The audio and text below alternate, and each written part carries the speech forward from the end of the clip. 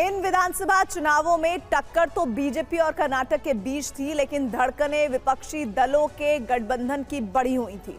India गठबंधन के कप्तान कांग्रेस पार्टी ने चुनाव में दो ऐसे मुद्दों का परीक्षण भी किया जो राष्ट्रीय स्तर के थे। पहला मुद्दा था जातिगत जनगणना का और दूसरा ओल्ड पेंशन स्कीम लागू करने का।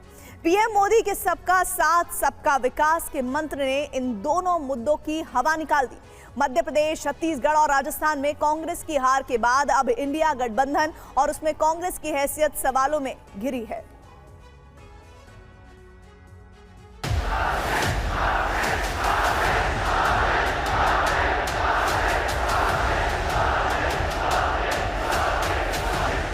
जहां दूसरों से उम्मीद खत्म होती है, वहां से मोदी की गारंटी शुरू होती है।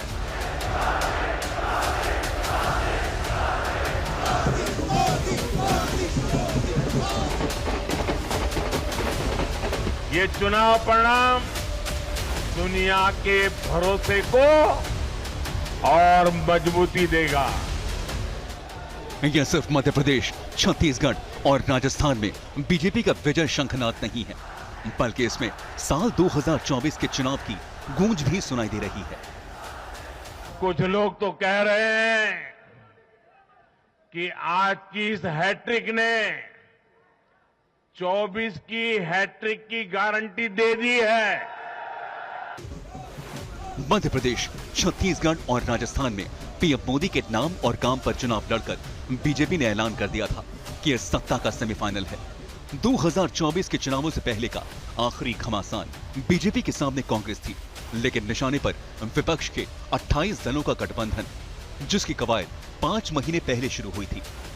इंडिया नाम के विपक्षी गठबंधन में सबसे बड़ी पार्टी कांग्रेस है, जिसने लोकसभा चुनाव का माहौल बनाने की पूरी कोशिश की। बीजेपी के हिंदुत्व और राष्ट्रवाद की राजनीति की ताकत विपक्षी दलों को समझ में आ चुकी थी। लिहाजा 2024 के चुनाव में विपक्ष ने जातिगत जनगणना को ट्रंप कार्ड के तौर पर बाहर निकाला, जिसकी शुरुआत मंडल राजनीति के गढ़ बिहार से हुई।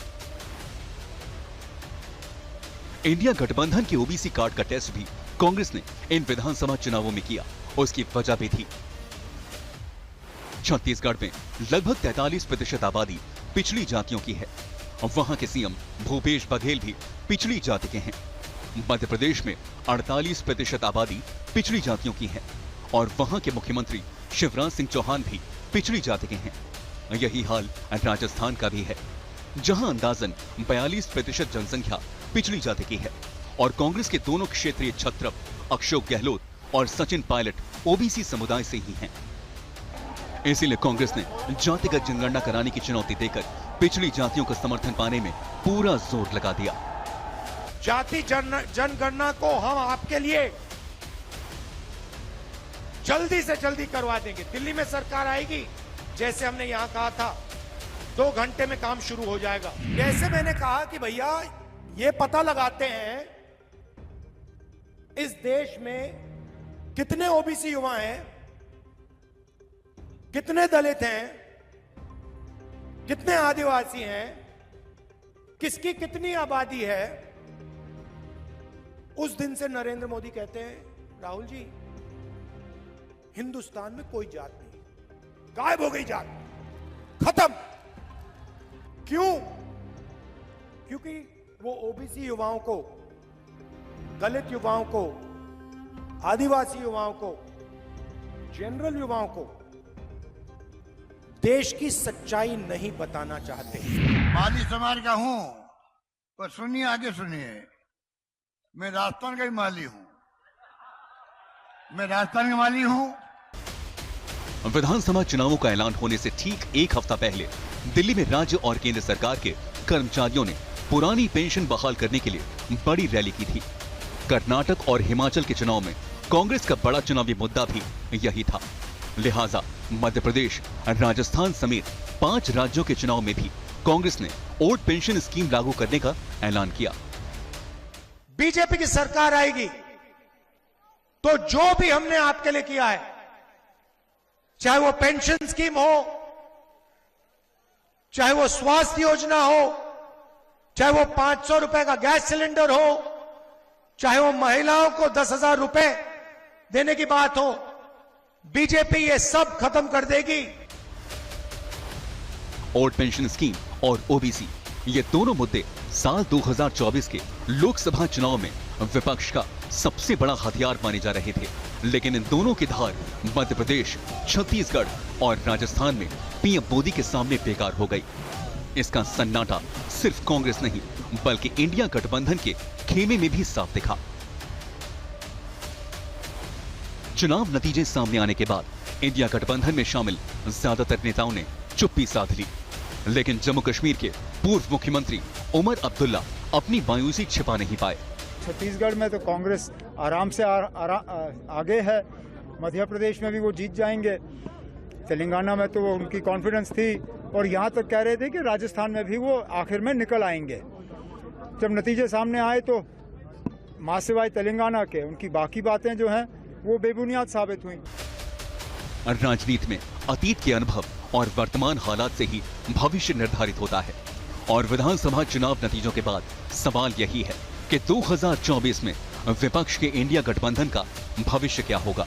और विपक्ष के नेता कह सकते हैं कि जिन 5 राज्यों में चुनाव हुए वहां इंडिया गठबंधन मैदान में नहीं था, लेकिन सच्चाई यही है कि इंडिया गठबंधन के बीच सीटों के बंटवारे का मामला इन चुनावों की वजह से ही अटका हुआ था। इन राज्यों के चुनाव नतीजों में कांग्रेस की हैसियत देखकर ही यह तय होना था कि यूपी, बिहार और पश्चिम बंगाल जैसे राज्यों में इंडिया गठबंधन की मजबूत पार्टियां कांग्रेस को भाव देगी या फिर कांग्रेस को क्षेत्रीय पार्टियों की शर्तों पर समझौता करना होगा, जिसका इशारा राहुल गांधी मुंबई में इंडिया गठबंधन की बैठक में दे चुके हैं।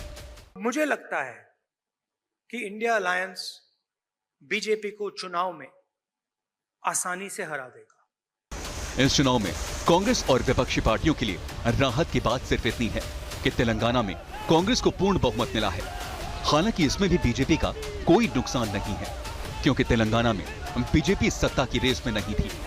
तेलंगाना के नतीजों को विपक्षी पार्टियां अगर दक्षिण भारत में बीजेपी के सफाई के तौर पर पेश करती हैं, तो ये भी 2024 के लिहाज से खुद को भ्रम में रखने जैसा ही है, क्योंकि दक्षिण भारत की 130 में लगभग 100 सीटों पर बीजेपी कभी मजबूत नहीं रही।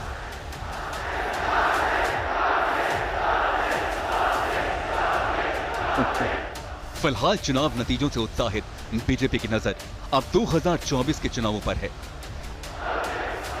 जबकि विपक्ष के इंडिया गठबंधन के नेता अपने राजनीतिक भविष्य की दशा और दिशा तय करने के लिए 6 दिसंबर को बैठक करने जा रहे हैं।